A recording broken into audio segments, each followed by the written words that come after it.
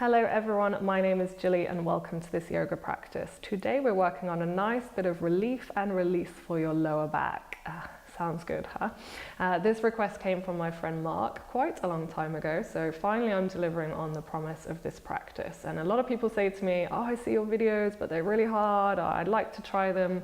Can you do something a little bit easier? It's not about ease, it's just about finding something that works for you. So hopefully this will be a little bit more chilled, a little bit more relaxed. So we are targeting lower back, QL muscle, muscles around the hips that may irritate the sciatic nerve, so things like the psoas, the piriformis. Obviously I recommend if you do have any back issues at all, please consult your doctor before practicing if you're worried at all, and always take it nice and gently at your own pace. Why don't you grab a mat or somewhere comfy to lie down? It's sounding good already, right? Let's get started with this practice.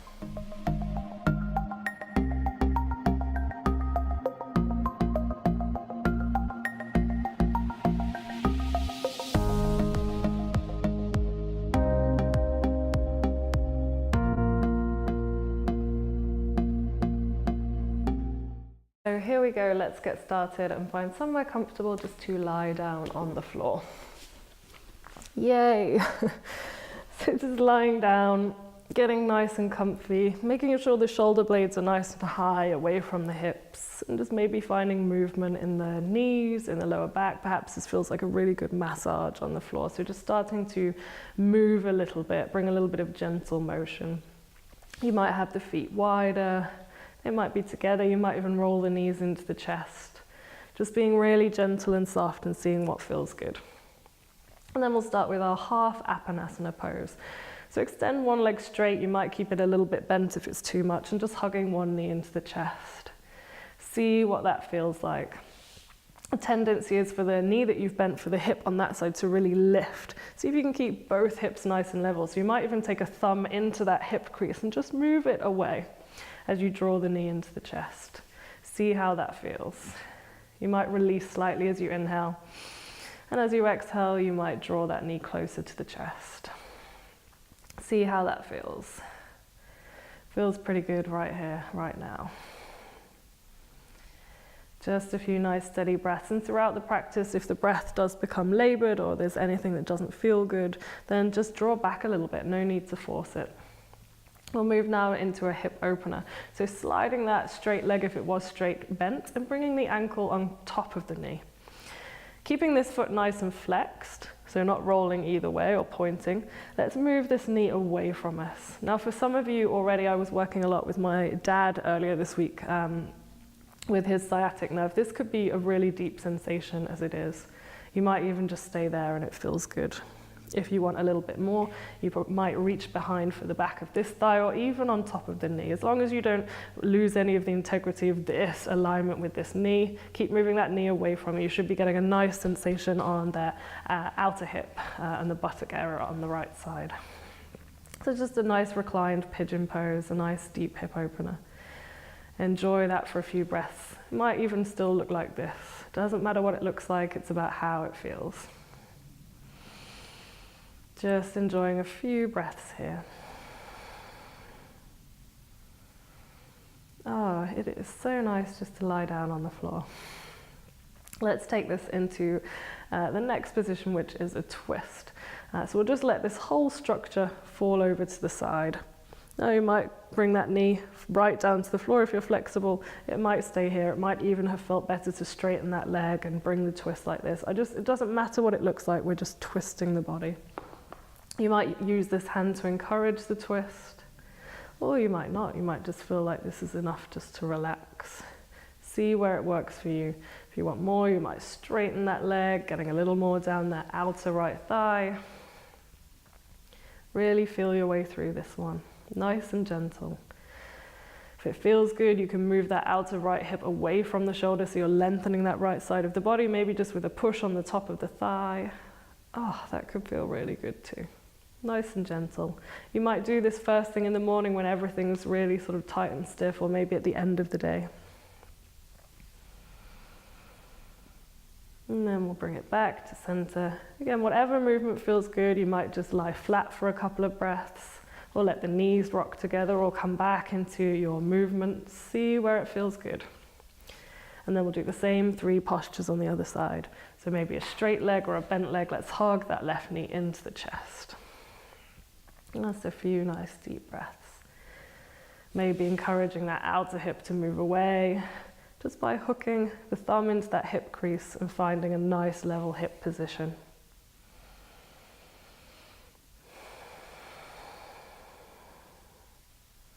Doesn't have to be stationary, or maybe it is. There could be movement, squeezing, releasing, nice and gentle. We'll move into that hip stretch on the other side. So crossing ankle over knee, move that left knee away from you now. Both hips nice and level.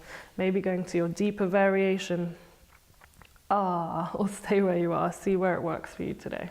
Remember that foot is nice and flexed, as if you're just in the position of standing on the floor. So toes aren't pointed or rolling to either side. We're just trying to keep all the ligaments in the knee nice and neutral.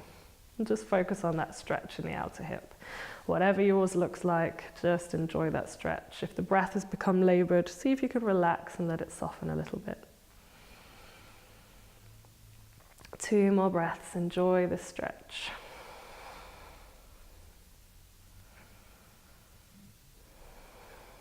And then we'll turn it into your version of twist. So maybe the whole structure just falls to the side, or you straighten the leg and just let the knee come to the side. Not really too bothered, just working into the space that feels right for you. This is much more of an instinctive practice. There's no right or wrong alignment. That left hip might move away again, so you can feel a lengthening through the left side of the body. Maybe you feel it now here through slightly lower back. Just let it feel good, let it feel nice. If something feels particularly tight, maybe you hang out there just a little bit longer.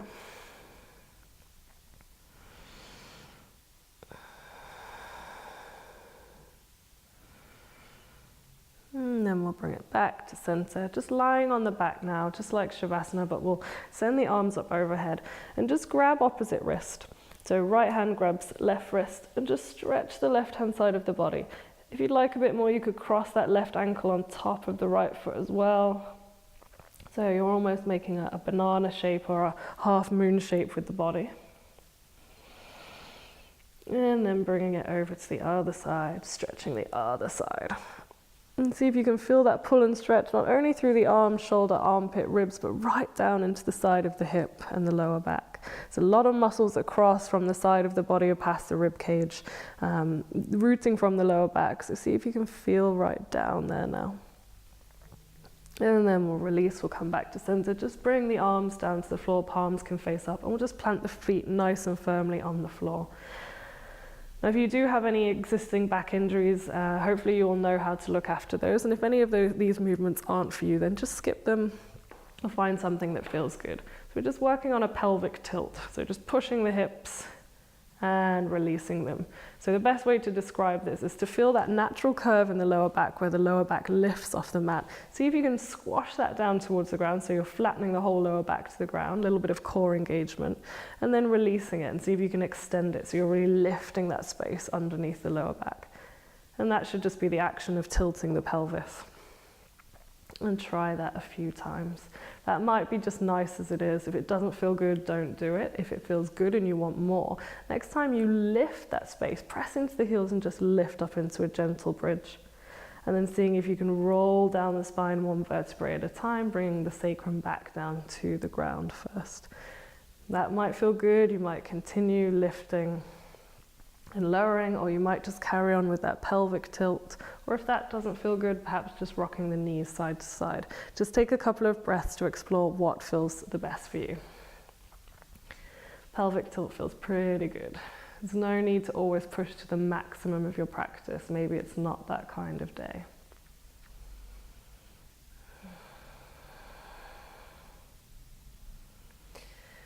So we're just exploring a few of these options, seeing how they feel. And then we'll get ready to lift off the mat just a little bit. Don't worry, we're not getting too crazy today. So I'll just hug the knees into the chest, move them a little bit. You can rock side to side or forward and back, maybe rolling to the side. And finding your way up into a seated position, we'll swing the legs around and we'll find table pose.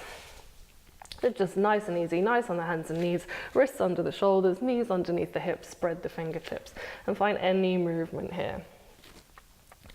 So traditionally, cat-cows, inhaling to open the front of the body, lifting the chin, lifting the tailbone, and exhaling to round the spine. Breathing in to open, and breathing out to round. No, you might develop this movement. Maybe you start looking over the shoulder, side to side. Maybe you make it a little bit bigger, sending the hips forward and coming all the way back into child's pose, or moving side to side. There's no right or wrong with this movement. Connect with your breath, connect with your movement, and see what feels good. Seeing if you can really use that movement in the pelvis to find a lot of mobility through the lower back. Of course, if it feels good to add the neck in, why not? We're already here, right? So any movements that feel nice here. Oh, it feels really good. Take a few more breaths. Just let it be natural. Don't think about what it looks like or where you're going. Just moving the body. And then we'll find a neutral position. Bring everything back into line, wrists under shoulders, knees under hips. We'll extend the right leg straight back behind. So right leg goes back, and then look over your left shoulder and see if you can bring your toes to the ground on the opposite side. And then keep everything nice and long. Moving your hips towards the right, feel a stretch in the right hand side of the body. So it should be coming through that lower back side. Again, that quadratus lumborum, that lower back muscle, and the biggest muscles in the lower back wall. Just finding a way to access that muscle and get a nice deep stretch. Keeping the whole body long, you can push into the toes, push into the heel, and stretch the right side of the body. And then come back to center. Release, we'll go for the same thing on the other side. Lengthen the left leg back. Look over the right shoulder. Bring the toes to the floor as far away as you can. And then lengthening the left side of the body. Oh, feels so good. You check out this gorgeous garden behind me as well. I think I found my new favorite practice space. A couple more breaths. If you really like this one, hit pause and just repeat it on either side. Otherwise, we'll come back to center and we'll wiggle it out again. Cat-cows, or moving side to side. Next posture we're going to do, so this is a nice slow practice, so we can take our time a little bit. We'll move into downward facing dog, which is probably one of the most famous postures in yoga, but so many people still don't really get what's supposed to be happening. So the purpose of today's downward dog is spine lengthening. Nothing to do with your legs, nothing to do with getting your heels on the floor. We want to lengthen the spine. So let's come back to hands and knees and just take the hands one step forward so we've created a little more space. Tuck the toes under. Now keep the knees bent and just lift the hips up. So with the knees nice and bent, we can push into the hands and send the hips high, trying to find a flat back. Not bowing too deep if you have really open shoulders, but keeping everything nice and straight and long. If you can get there and straighten the legs without releasing the back, that's fine. But if you start to straighten the legs and this starts to happen, shoulders and upper back round forward, just keep the knees bent, stay here, push the hips nice and high. This is more about the spine. Pressing into the fingertips and lengthening the spine. Let's stay for 4 breaths. Inhaling and exhaling. Inhaling and exhaling. 2 more breaths.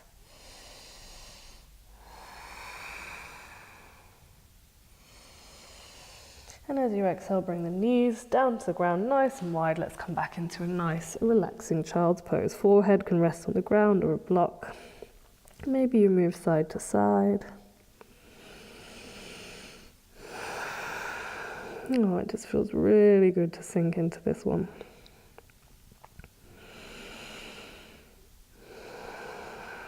And then we'll move back into our table pose. Moving into our next posture, which is a nice short lunge. So stepping the left foot forward, we'll just come into a lunge. Your back toes might be tucked or they might be on the ground. And it's a very short lunge, so we're not going for a deep flexion and extension of the legs or the hamstrings and the quads. See if you can make a square. Bring your right hand down to the floor or onto a block onto the inside, or if that's a lot, you can rest elbow onto knee. Left hand comes to the hip and we'll just twist and open. So you're twisting towards that front leg. A deeper version might look a little more like this, opening the arm up. And what we'll try to avoid do is any swinging in the hips, so hips stay nice and neutral. And we'll get that nice length and twist from the lower back. Oh, it feels good. So just finding a nice amount of breath. Yeah, any way you want to with this hand, wherever it feels comfortable. So that left hip crease is scooping back. There's a lot of length in the spine. We're trying to open the chest to the side.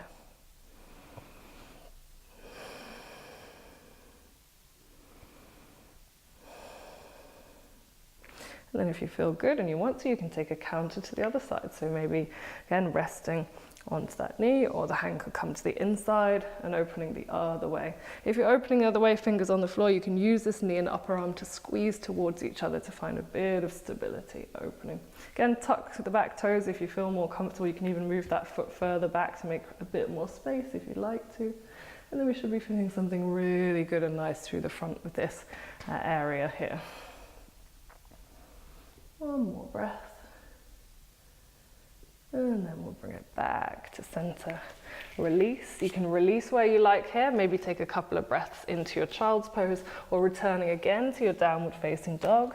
Knees could be bent or straight, but let's try and avoid that upper back rounding. Keep the chest nice and open, chest towards the eyes. 2 breaths.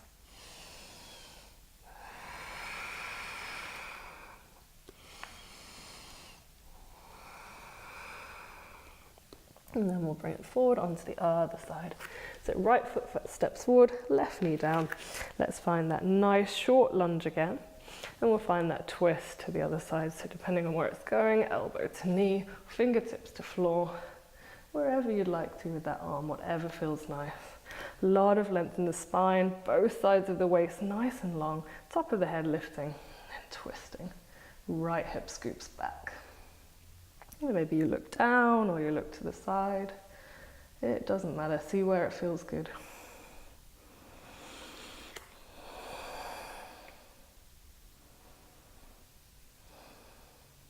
And quite often tight hips contribute to that pain in the lower back. So a lot of these postures have got a nice little added bonus of a hip stretch. Let's change sides. We'll bring it back to center. And then coming into your version, other side, elbow to knee, hand to the floor, maybe squeezing up an arm and knee together so you can open out to the side, and we should be getting a nice inner thigh hip stretch on this side for this one too. Don't have to extend the arm if that doesn't feel good. Keep the hand on the hip. See if you can keep all that sensation around the hip lower back area. Last couple of breaths here.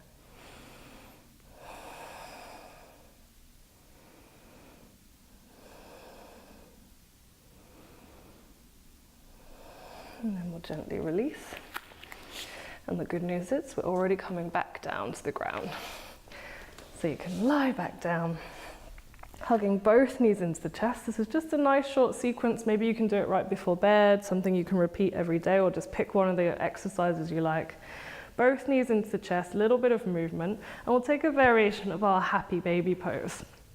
So a lot of the time I see happy baby the pose, people are so desperate to get their feet, that their sacrum lifts, their spine's rounding, everything's really gripping.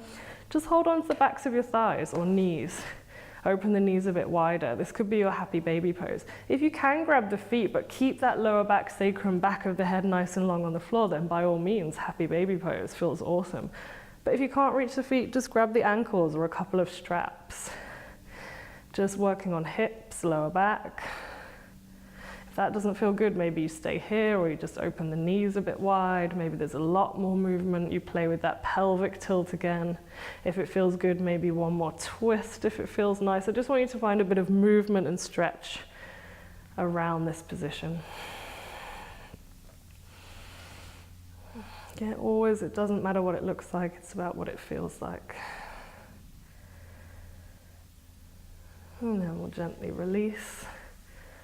Yeah, maybe a little more length, maybe a lifting of the hips just to open the stretch through the front of the thighs. And then lengthening the spine towards the floor, lift the shoulder blades away from the hips, lengthen the back of the neck. and just come into your resting pose. Now, if there is sensational pain in the lower back, you might want a cushion under the knees here, or just keep the knees bent, let the knees fall together. And let's just take a moment here to breathe. So it wasn't a totally vigorous practice, but it still doesn't mean we don't deserve Shavasana. So take a moment now, focus on the breath. Notice any changes in sensation or places that you've discovered in this practice. Maybe send the breath to places of tension.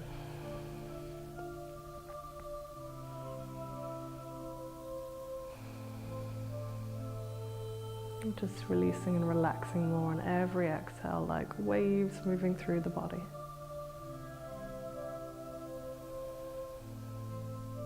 Let's take just a couple of moments to completely surrender to rest.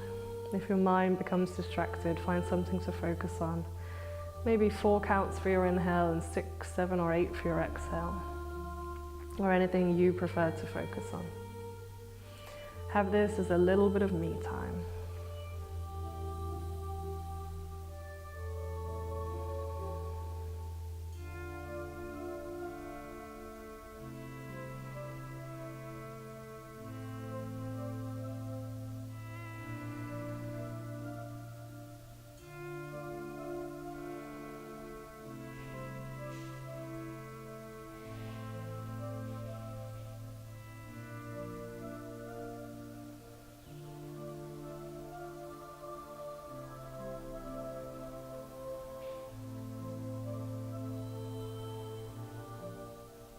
And then slowly start to bring your awareness back to the breath, back to the body.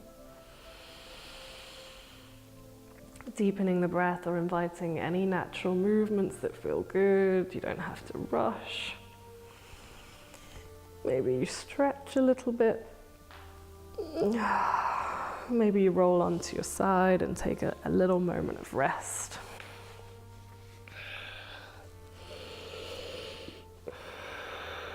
Maybe you really enjoy that time to rest. And then pressing into your hands, let's find our way back up to a seated position. And just rest the hands. Maybe you sit cross-legged. If it's really hard or there's really tight hips, just sit kneeling or just stay lying down. We'll just take a moment to just acknowledge that practice and the patience that it takes.